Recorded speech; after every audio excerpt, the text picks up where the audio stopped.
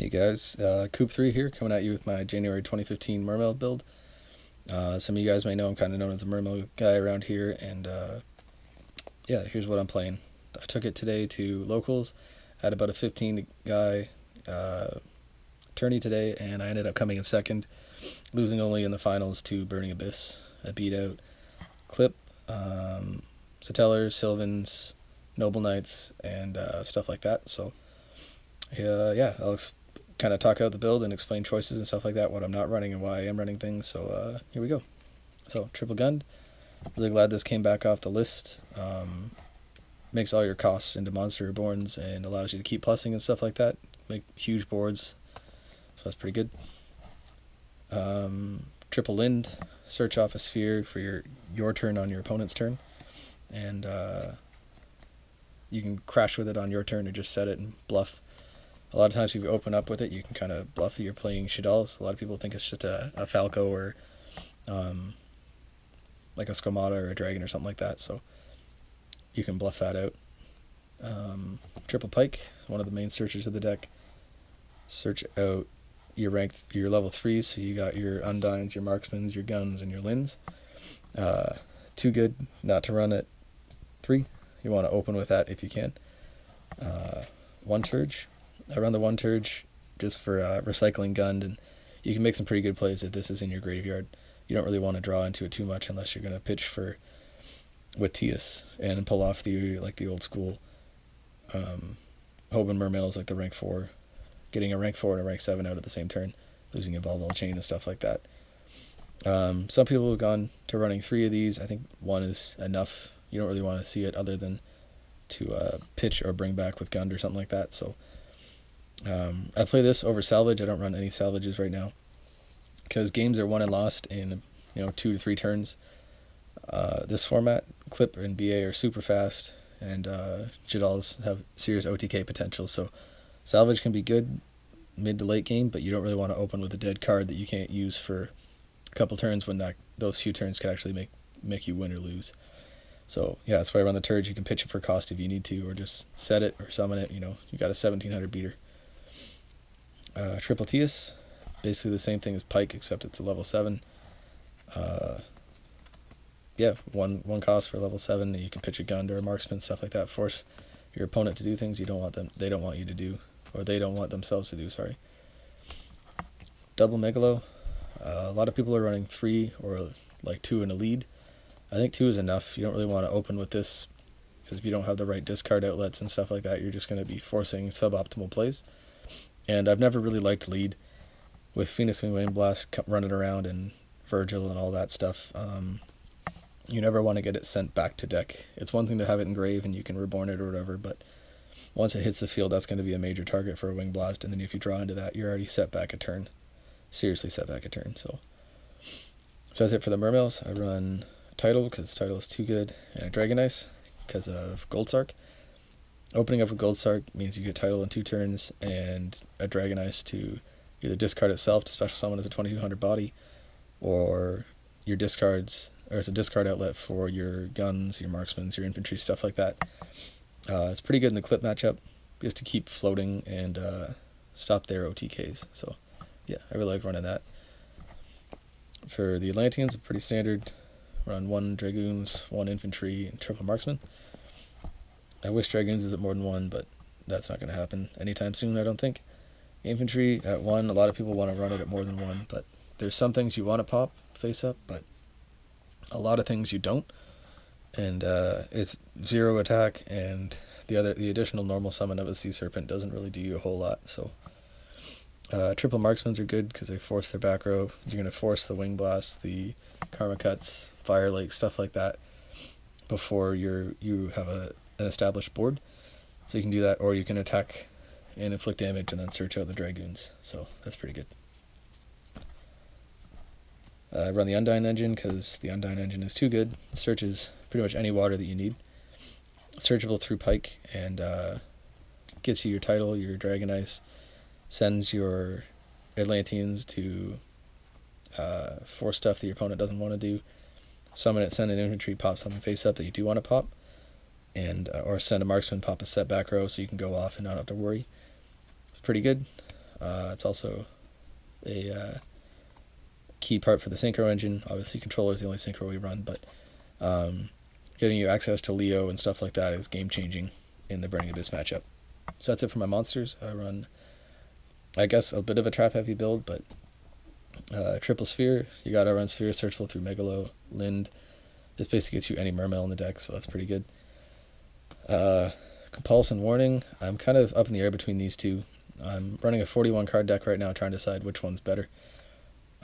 Warning is good. You can stop the clip plays early, because you can, if you stop their initial normal summon, they can't really tribute, and they can't do a whole lot if they don't have a sacrifice. You're going to stop their pluses if you can get rid of Scout and stuff, so this is pretty good, but it's not good against Burning Abyss or Shaddolls, so Compulse is good against those. I don't know. I played about 5 or 6 rounds today. Didn't see either of them, so it's not like I was missing them, but I don't know. I'm not sure which one I'm going to take out or which one I'm going to keep. Double Wing Blast. Pitching Gun for these is too good.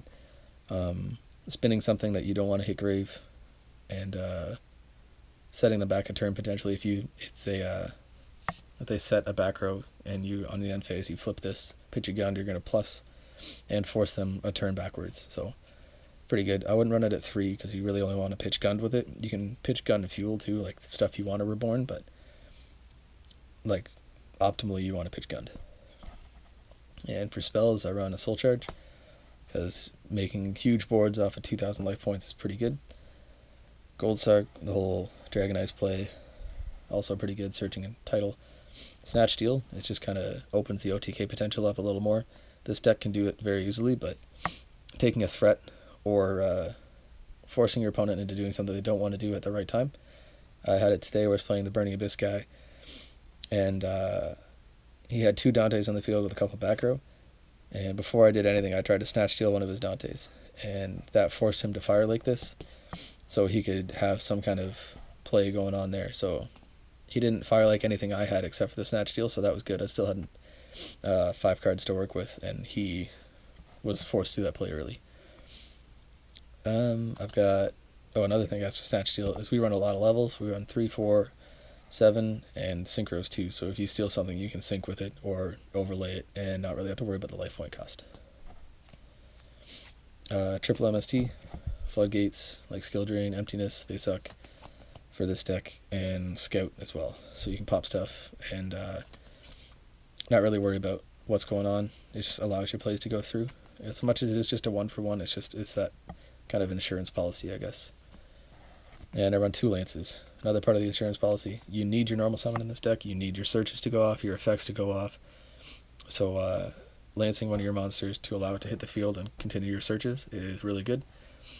Also, you can beat over stuff. If you lance something and attack with a marksman, it can allow you to get Dragoons and steal the game from that, or just beat over things that you can't really beat over. So yeah, it's the main deck.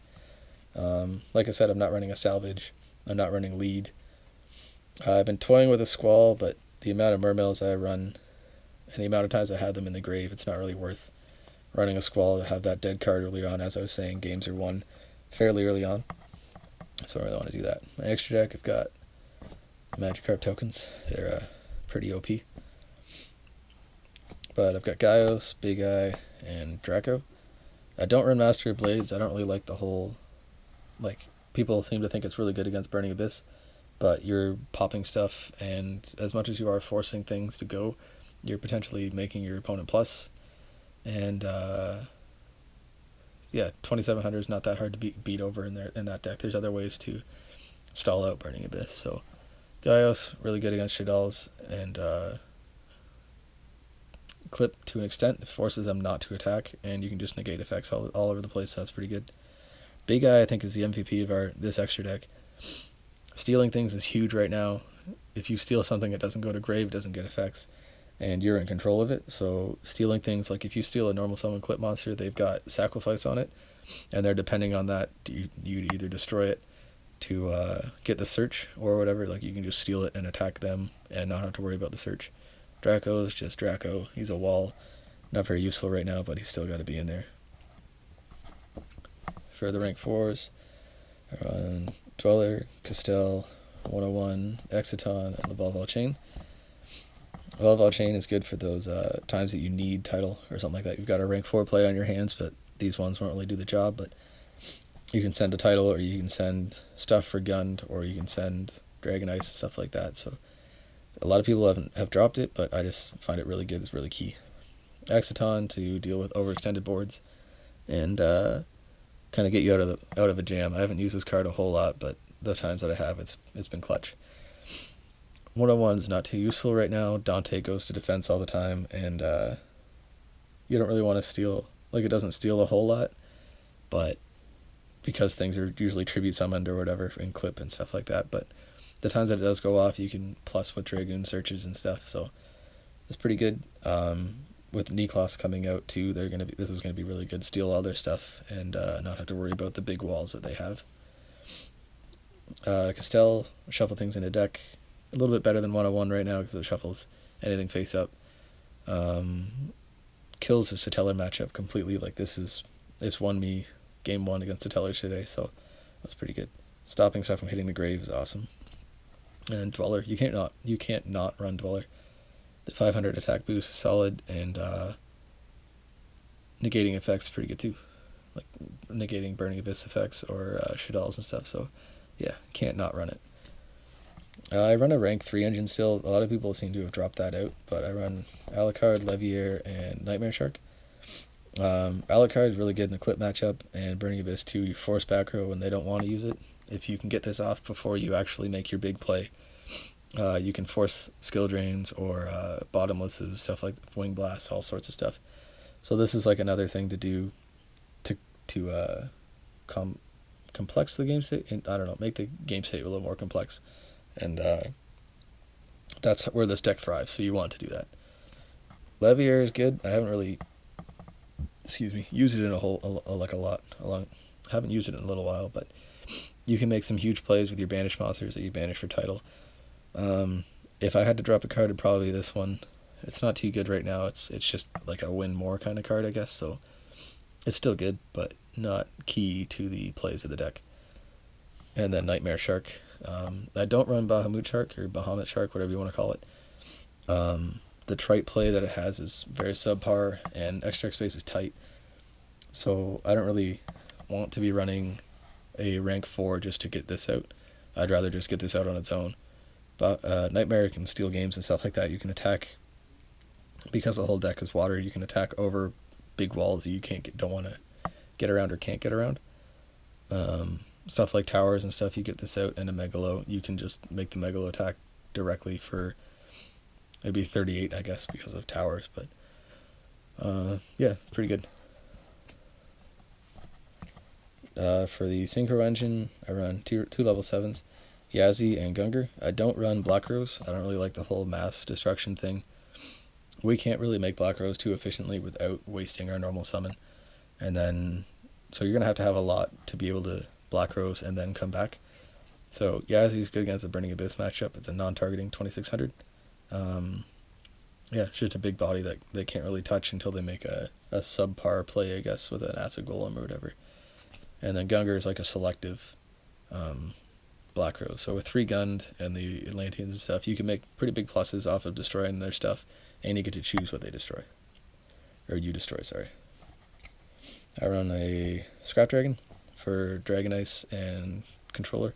You make some big plays with this with a Sphere and stuff like that. Activate the Sphere on your turn, and then pop the Sphere, and pop something else that they control, and then bring yourself out a Pike or Megalo or whatever. To make some big plays, and or just attack with this and attack with something else, and then pop what you just attacked with to destroy something else that they have. So it's pretty good. 2800 is a big body too. And lastly, I run a Leo. This can single-handedly win you the Burning Abyss matchup. You get this out with some protection, and your Leo is safe, and they can't do a whole lot. Yeah, non-targeting. A lot of decks have a lot of trouble with this, so yeah, it's pretty sweet. So that's the main and extra.